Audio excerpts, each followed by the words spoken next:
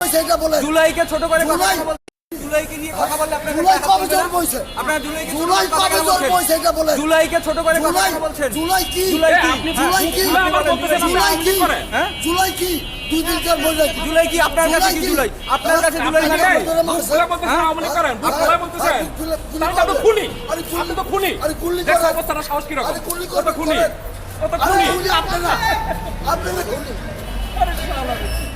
মারবেন মারেন তো মারবে কি জানো তোমারে খালি বললে হবে না। মারাইছে জুলাই যুদ্ধ জন্মে কবে?